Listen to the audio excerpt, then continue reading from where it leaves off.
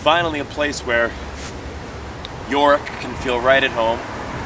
We're here in the historic center of Concord, Massachusetts. This is the oldest cemetery here in town. One of the oldest cemeteries in Massachusetts, and probably in the country, actually, if you think about it. It's a beautiful fall day here, a bit chilly, but we're going to push on with Edward III, Act 2, Scene 1. Again, sorry for all the reminders for those of you who are listening to this whole play, but I've never read this play before, and I've never read this scene. So here we go. Apologies for the traffic noise. Apparently this is an oft-visited place here. Okay, here we go. Act 2, Scene 1. Enter Lodowick. I might perceive his eye in her I lost, his ear to drink her sweet tongue's utterance and changing passions, like inconstant clouds, that rack upon the carriage of the winds, increase and die in his disturbed cheeks. Lo, when she blushed, even then did he look pale, as if her cheeks by some enchanted power attracted had the cherry blood from his. Anon with reverent fear when she grew pale, his cheeks put on their scarlet ornaments, but no more like her oriental red than brick to coral, or live things today. Why did he then thus counterfeit her looks? If she did blush, it was tender modest shame, being in the sacred presence of a king. If he did blush, it was red immodest shame, to veil his eyes amiss, being a king. If she looked pale, 'twas silly woman's fear, to bear herself in presence of a king. If he looked pale, it was with guilty fear, to dote amiss, being a mighty king. And Scottish wars farewell, I fear 'twill prove a lingering English siege of peevish love. Here comes his highness, walking all alone. Enter King Edward. She's grown more fairer far since I came hither, her voice more silver every word than other, her wit more fluent. What a strange discourse unfolded she of David and his Scots. Even thus, quoth she, he spake, and then spoke broad, with epithets and accents of the Scot, but somewhat better than the Scot could speak. And thus, quoth she, and answered then herself, for who could speak like her, but she herself breathes from the wall an angel's note from heaven of sweet defiance to her barbarous foes. When she would talk of peace, methinks her tongue commanded war to prison. When of war, it wakens Caesar from his Roman grave to hear war beautified by her discourse. Wisdom is foolishness but in her tongue, beauty a slander but in her fair face. There is no summer but in her cheerful looks, nor frosty winter but in her disdain. I cannot blame the Scots that did besiege her, for she is all the treasure of our land. But call them cowards that they ran away, having so rich and fair a cause to stay. Art thou there, Lodowick? Give me ink and paper, I will, my liege. I bid the lords hold on their play at chess, for we will walk and meditate alone. I will, my sovereign. This fellow is well read in poetry, and hath a lusty and persuasive spirit. I will acquaint him with my passion, which he shall shadow with a veil of lawn, through which the queen of beauty's queen shall see herself the ground of my infirmity. Hast thou pen and ink and paper ready, Lodowick? Ready, my liege. Then in the summer arbor sit by me. Make it our council house or cabinet, since green our thoughts, green be the conventicle, where we will ease us by disburdening them. Now, Lodowick, invocate some golden muse to bring thee hither an enchanted pen that may for sighs set down true sighs indeed, talking of grief, to make thee ready groan. And when thou writest of tears, and couch the word before and after with such sweet laments, that it may raise drops in a Tartar's eye, and make a flint heart Scythian pitiful. For so much moving hath a poet's pen. Then if thou be a poet, move thou so, and be enriched by thy sovereign's love. For if the touch of sweet concordant strings could force attendance in the ears of hell, how much more shall the strains of poets' wits beguile and ravish soft and human minds?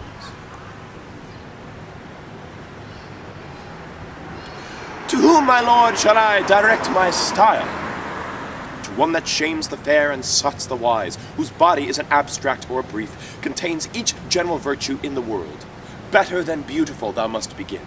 Devise for fair a fairer word than fair, and every ornament that thou wouldst praise, fly it a pitch above the soar of praise. For flattery fear thou not to be convicted, for were thy admiration 10 times more, 10 times 10,000 more the worth exceeds of that thou art to praise, thy praise is worth. Begin. I will to contemplate the while. Forget not to sit down how passionate, how heart sick, how full of languishment her beauty makes me. Write I to a woman? What beauty else could triumph on me, or who but women do our love lays greet? What, think'st thou that I bid thee praise a horse? Or of what condition or estate she is, 'twere requisite that I should know, my lord. Of such a state, that hers is as a throne, and my estate the footstool where she treads. Then mayst thou judge what her condition is, by the proportion of her mightiness. Write on, while I peruse her in my thoughts. Her voice to music, or the nightingale, to music every summer leaping swain, compares his sunburnt lover when she speaks. And why should I speak of the nightingale? The nightingale sings of adulterate wrong, and that compared is too satirical. For sin, though sin were not to be so esteemed, but rather virtue sin virtue deemed. Her hair, fair softer than the silkworm's twist, like to a flattering glass doth make more fair the yellow amber, like a flattering glass, comes in too soon. For, writing of her eyes, I'll say that like a glass they catch the sun, and thence the hot reflection doth rebound against my breast, and burns my heart within. What a world of descant makes my soul upon this voluntary ground of love. Come, Lodowick, hast thou turned thy ink to gold? If not, write but in letters capital my mistress' name, and it will gild thy paper. Read, Lord, read! Fill thou the empty hollows of mine ears with the sweet hearing of thy poetry. Have not to a period brought her praise, or praises as my love, both infinite, which apprehend such violent extremes that they disdain an ending period. Her beauty hath no match but my affection. Hers more than most, my most, and more than more. Hers more to praise than tell the sea by drops, nay more than drop the massy earth by sands, and sand by sand print them in memory. Then wherefore talk'st thou of a period, to that which craves unended admiration? Read, let us hear. More fair and chaste than is the queen of shades.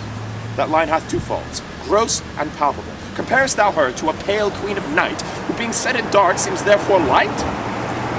What is she when the sun lifts up his head, but like a fading taper dim and dead? My love shall brave the eye of heaven at noon, and being unmasked outshine the golden sun. What is the other fault, my sovereign lord? Read o'er the line again. More fair and chaste. I did not bid thee talk of chastity, to ransack so the treasure of her mind, for I had rather have her chaste than chaste. Chaste than chaste. Out with the moonline, I will none of it, and let me have her likened to the sun. Saith she hath thrice more splendor than the sun, that her perfections emulate the sun, that she breeds sweets as plenteous as the sun, that she doth thaw cold winter like the sun, that she doth cheer fresh summer like the sun, that she doth dazzle gazers like the sun. And in this application to the sun, bid her be free and general as the sun, who smiles upon the basest weed that grows as lovingly as on the fragrant rose. Let's see what follows that same moonlight line. More fair and chaste than is the queen of shades, more bold in constancy. In constancy? Than who? Than Judith was. Oh, monstrous line.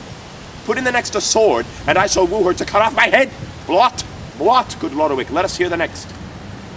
There's all that yet is done. I thank thee then, thou hast done little ill, but what is done is passing ill. Now let the captain talk of boisterous war, the prisoner of a mirrored dark constraint. The sick man best sets down the pangs of death, the man that starves the sweetness of a feast, the frozen soul the benefit of fire, and every grief his happy opposite. Love cannot sound well but in lovers' tongues. Give me the pen and paper, I will write. And to Countess, but softer comes the treasure of my spirit. Lodowick, thou knowst not how to draw a battle. These wings, these flankers, and these squadrons argue in thee defective discipline. Thou shouldst have placed this here, this other here. Pardon my boldness, my thrice gracious lords. Let my intrusion here be called my duty, that comes to see my sovereign how he fares. Go, draw the same. I tell thee in book 4.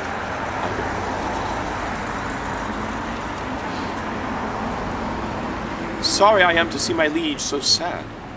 What may thy subject do to draw from thee thy gloomy consort, sullen melancholy? Ah, lady, I am blunt, and cannot strew the flowers of solace in a ground of shame. Since I came hither, Countess, I am wronged. Now God forbid that any in my house should think my sovereign wrong. Thrice gentle king, acquaint me with your cause of discontent. How near then shall I be to remedy? As near, my liege, as all my woman's power can pawn itself to buy thy remedy. If thou speakest true, then have I my redress. Engage thy power to redeem my joys, and I am joyful, Countess, else I die. I will, my liege. Swear, Countess, that thou wilt. By heaven, I will. Then take thyself a little way aside, and tell thyself a king doth dote on thee. Say that within thy power doth lie to make him happy, and that thou hast sworn to give him all the joy within thy power. Do this, and tell me when I shall be happy. All this is done, my thrice dread sovereign. The power of love that I have power to give, thou hast with all devout obedience. Employ me how thou wilt in proof thereof. Thou hearest me say that I do dote on thee. If on my beauty, take it if thou canst. Though little, I do prize it 10 times less. If on my virtue, take it if thou canst. For virtue's store by giving doth augment. Be it on what it will that I can give, and thou canst take away inheritance. It is thy beauty that I would enjoy. Or were it painted, I would wipe it off, and dispossess myself to give it thee. But sovereign, it is soldered to my life. Take one and both, for like a humble shadow, it haunts the sunshine of my summer's life. But thou mayst lend it me to sport withal. As easy may my intellectual soul be lent away, and yet my body live, as lend my body palace to my soul, away from her, and yet retain my soul. My body is her bower, her court, her abbey, and she an angel pure, divine, unspotted. If I should lend her house, my lord, to thee, I'd kill my poor soul, and my poor soul me. Didst thou not swear to give me what I would? I did, my liege, so what you would, I could. I wish no more of thee than thou mayst give, nor beg I do not, but I rather buy. That is thy love, and for that love of thine, in rich exchange I tender to thee mine. But that your lips were sacred, my lord, you would profane the holy name of love. That love you offer me you cannot give, for Caesar owes that tribute to his queen. That love you beg of me I cannot give, for Sarah owes that duty to her lord. He that doth clip or counterfeit your stamp shall die, my lord, and will your sacred self commit high treason against the King of heaven, to stamp his image in forbidden metal, forgetting your allegiance and your oath? In violating marriage's sacred law, you break a greater honor than yourself. To be a king is of a younger house than to be married, your progenitor. Sole reigning Adam on the universe, by God was honored for a married man, but not by him anointed for a king. It is a penalty to break your statutes, though not enacted with your highness' hand. How much more to infringe the holy act made by the mouth of God, sealed with his hand? I know my sovereign in my husband's love, who now doth loyal service in his wars, doth but so try the wife of Salisbury, whether she will hear a wanton's tale or no. Thus being therein guilty by my stay, from that, not from my liege, I turn away.